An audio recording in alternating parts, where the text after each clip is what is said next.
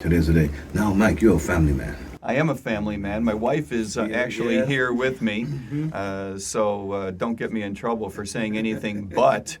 Not only am I a family man, but I'm the luckiest guy in the world, and that is absolutely the truth. I gotta be honest about that. I've had a wonderful life in every way a man could have a wonderful life. Not only do I have my wonderful wife Nancy here with me, but I've had the privilege of raising two rotten children who are just the most wonderful gifts that God has been able to bestow upon me. I just couldn't be more grateful and unworthy. And I dedicate this campaign to all the families out there who want a better future for their kids and for their grandchildren, and keeping our federal government fiscally responsible and doing the right thing by our grandchildren, by our future, and also helping families get out of this horrible trap that we're in all over the United States, but especially in District 20. We have so much persistent intergenerational poverty because of bad public policy. We got to stop that. We got to stop just throwing money away and giving people bad schools and throwing money away and giving them a totally oppressive criminal justice system and thinking that everything is going to be okay, because it's not. It's no way to build a future. You talk about the justice system, and this is 2020. Some people will share with you that they don't get treated right by the justice system in District 20. Do you agree? I don't think anyone gets treated right by our criminal justice system, in the sense that we need to stop criminalizing so many things. You know, we criminalize things where we don't even have a victim. And I don't think that's right. I think that we need to start reforming the way that we treat drug problems, for example. We have a huge addiction problem in the United States, and we need to start treating it like the health problem that it is. Of course, we need to decriminalize marijuana, and the United States is well on a path toward that. I just saw that. She held up her hand. She's cheering for that. That caught me a little bit by surprise, to be honest. I thought she was on board with my economic policies, but now I see she's supporting criminal justice reform for the weed. Well, that's okay. That's okay if whatever reason you have to vote for a former police officer and an economist is okay with me.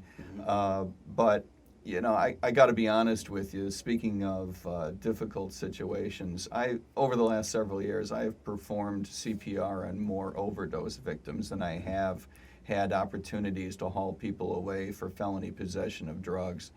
We do have a huge, huge problem, and if we agree on anything in this district, no matter what party you're from, we must agree that the war on drugs has been a flop. It is a failure. We have not done right by our citizens.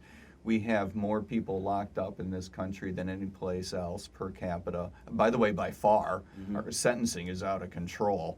And yet, we are unable to stop our addiction problem. We are unable to stop the problems that break up our families and rob us of our productivity. We need a brand new approach. And that's what we're voting for today. Mike, real quick, I just want to tell the listeners your qualifications and why you think you're the one. Tell them like your background and stuff for the jobs you have held before. Yeah. And so forth. Well, Not that I want you to brag, but you know. No, I appreciate. I want you to that. tell them. I want them to hear, because I've heard. So I want them to hear. The number one reason that I think I can pull this off is because I work harder than any six guys you know. I learned a long time ago that if you had a choice between a few extra IQ points or a few extra hours in the day, take the latter, because being smart doesn't do you much good, especially in a place like Washington, D.C., where it's all about hard work. I spent 20 years in Washington, built a lot of relationships there, learned a lot of things I could forget, learned a lot of things I wish weren't true, but they are. It's a rough, tough place where you need to stand by your principles to get the job done. And I welcome the opportunity to go back and represent the good people of District 20. My first career was as an economist. I worked for government agencies for a long time, had my own business educating bankers, worked for the White House as an economist for a couple of years, very strange experience and an educational one. being a police officer is second career for me. I've been a police officer in Broward County the past 11 years until leaving my department a couple of months ago to campaign full-time.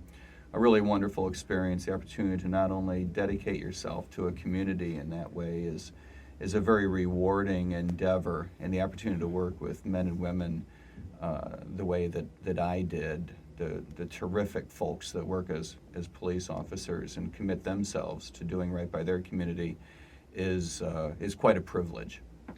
I believe immigration is an important issue to America's future. I don't think that people realize how important immigration has been to our past. We need to stop discriminating against people who want to come to this country, who want to come to America for economic reasons. I believe it's probably the best reason to come to the United States. If you're out there close enough to the United States that you would consider coming, or you have the wherewithal to get here, even if you're far away, and you don't want to come here for economic reasons, I'm going to say, why not? We are making America into a great place to do business, to raise a family, to grow the economy, to do well both economically and socially and spiritually. And I believe that if you're in the Caribbean, you ought to be thinking about coming here. And the idea that our government has rules against coming here unless you're a political, unless you're in a political situation, I don't like that at all. Our past is filled with wonderful stories about people coming here for nothing more than economic reasons. And I believe that that is the way that America was built into the great country that we are.